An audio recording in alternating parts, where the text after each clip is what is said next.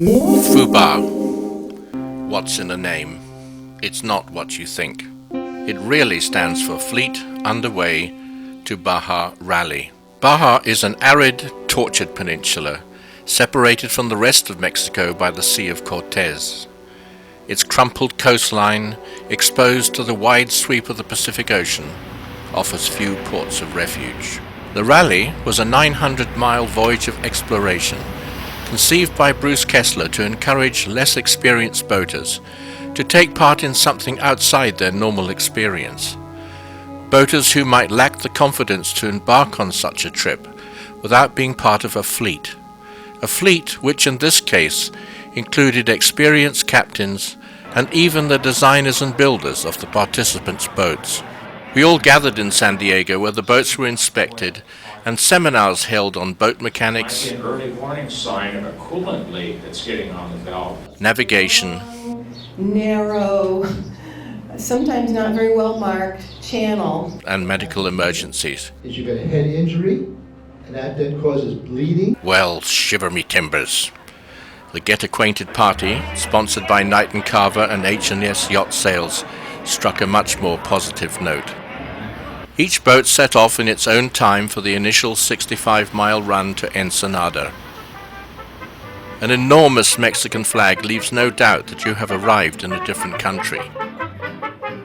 The wreck of the Catalina excursion boat at the entrance to the harbor was a reminder of the hazards that lie in wait for the unwary. A succession of yachts from the 50-strong FUBAR fleet made their way into the harbor and to their assigned slips. They ranged in size from the 29-foot skipjack, Brown-Eyed Girl, to the 96-foot Dogger Bank, Kessler. By nightfall, all 50 boats were tucked snugly into one of two marinas. A blast from a cruise ship made sure that no one overslept, and refueling for those who needed it was soon underway. Road tankers were drafted in to assist in the fueling process. It was before dawn when the first boats got underway for the 280 miles to Turtle Bay, which would involve, for many, their first experience of traveling overnight.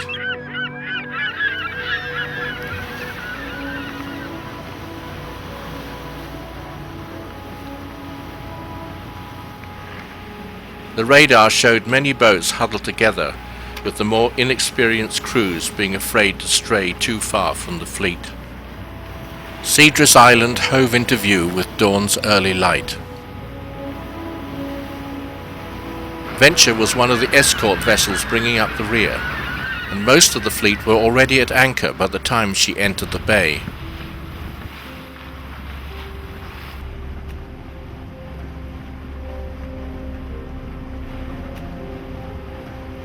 As soon as the hook was down, the basura man came by in his kayak to collect any garbage.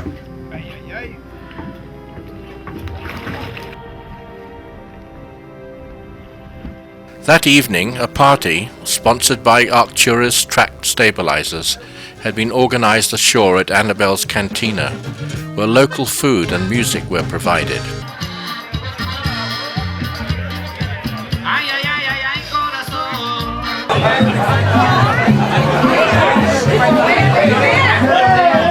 There's always a hand.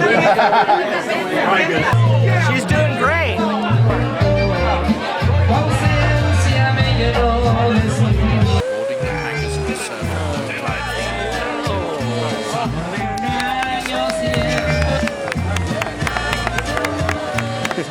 There were no organized activities the following day, and limited quantities of fuel were available with priority given to those who had reserved it in advance.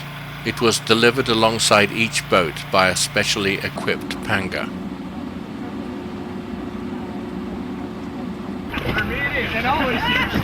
Everything is a sales opportunity for Bob. Not all parties were held ashore, but with the setting of the sun, a peaceful calm settled over the fleet.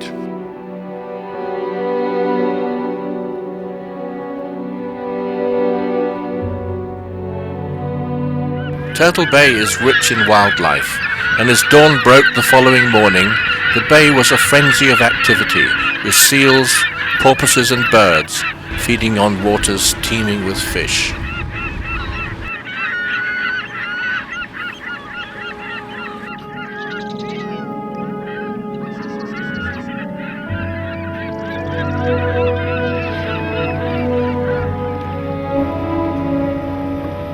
Our next destination was Santa Maria, a distance of 228 miles along the rugged coastline.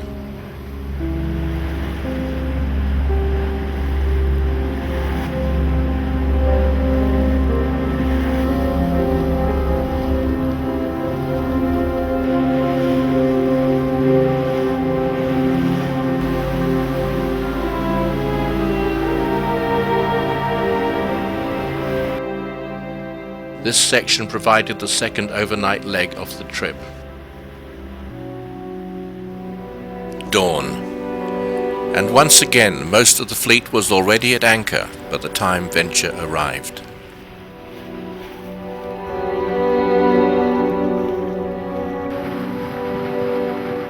Here, another party, sponsored by Naiad Stabilizers, had been organized ashore, and this time the local pangas had to negotiate a shallow bar at the entrance to a small river.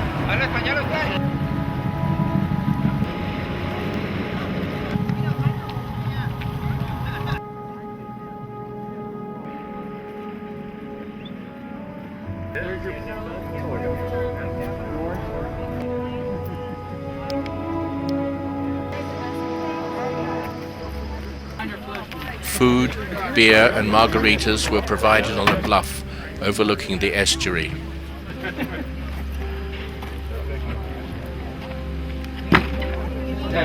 Over his head. You gotta clean it. Boy, I'll tell you, the first one's here to get the food. Look at that.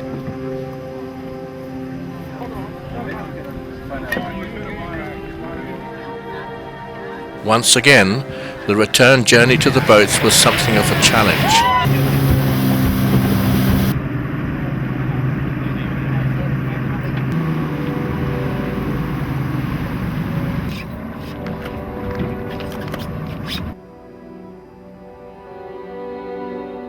By dawn the following morning, the first boats were already underway for the short 30-mile trip into the huge but shallow Magdalena Bay.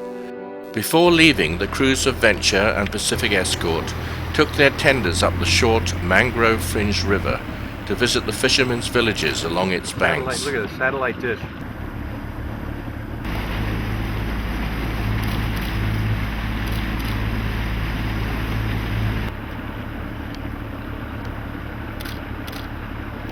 They do have bilge pumps. But that smells good, doesn't it? Might have to get out and push, Chris. Beautiful strips. Oh look, you can go right through. They're fine looking birds, huh?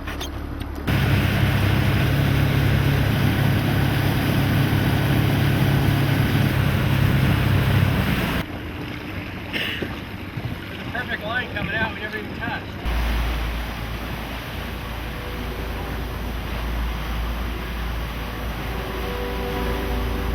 For centuries, Magdalena Bay has been one of the main breeding grounds for the California grey whales, which make the 10,000-mile round trip from the Bering Sea to breed here every year in February and March. Here we came to anchor in Man of War Cove, off the small village of Bahia Magdalena. Amid the bleached bones of long-dead whales, Bruce Kessler and Spanish speaker Delia Ross went ashore to scout the possibilities for a potluck on the beach. The proprietors of the tiny Miramar restaurant cheerfully agreed, at very short notice, to cook all the fish caught by the keen fishermen among the fleet and provide all the necessary chairs and tables for the event.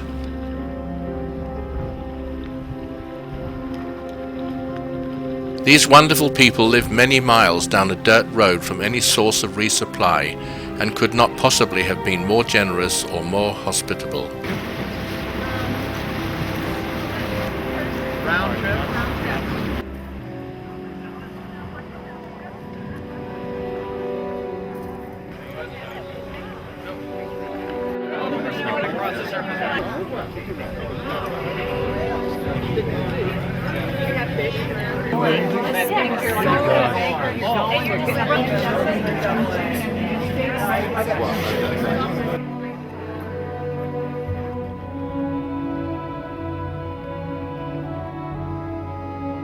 The fleet now set out for the 185-mile run to Cabo San Jose.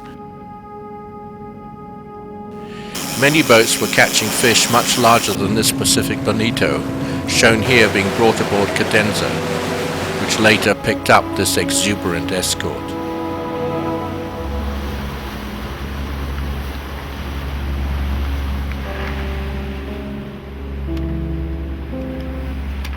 This was our third and last overnight passage, and the radar still showed some boats huddled closer together than perhaps was ideal.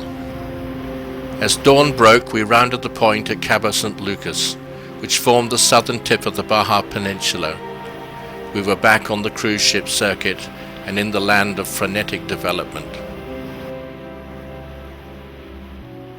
We bypassed Cabo St. Lucas and headed instead to Cabo San Jose, where there was a new and as yet unfinished marina.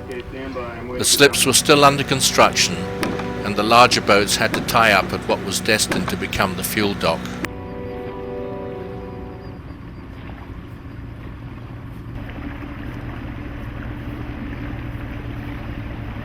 We now have a party at Barefoot. Tommy's Barefoot Cantina was not yet officially open, and had not been expecting the FUBAR invasion until the following day. But they rallied wonderfully to host a dinner jointly sponsored by Passage Maker magazine and Saline, Florida. That's my chief of staff.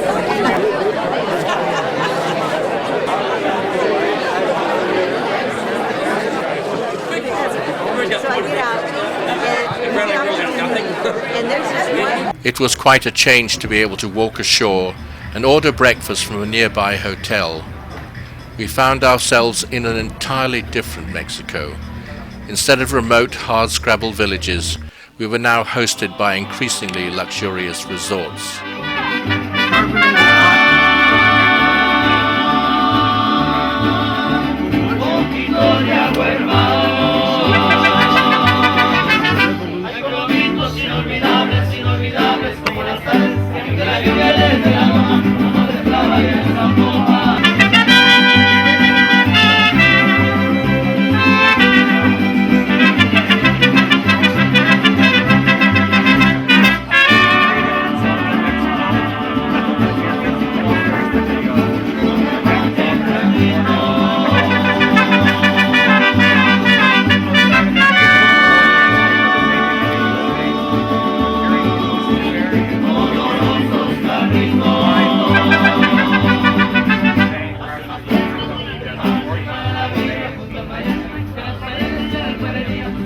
The next day, we traveled 75 miles along the southern coast to Bahia de los Muertos, which translates as the Bay of the Dead. We went ashore to an even more luxurious resort called Casa de los Sueños, meaning the House of Dreams.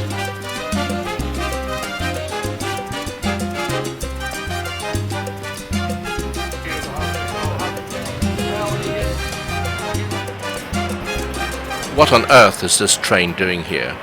Why, of course, it's because we're in the train room, where elaborate model trains circulate above the diners, enjoying a wonderful meal sponsored by the resort.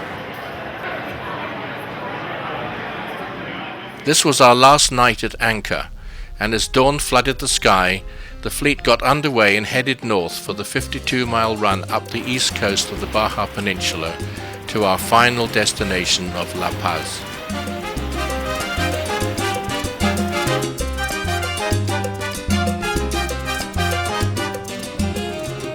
We arrived at the Costa Baja Marina shortly after midday.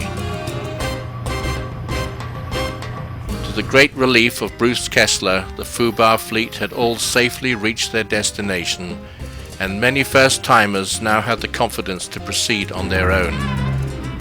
Here in La Paz, we absorbed the atmosphere of this historic town, which until recently had, for most of us, just been a name on the map.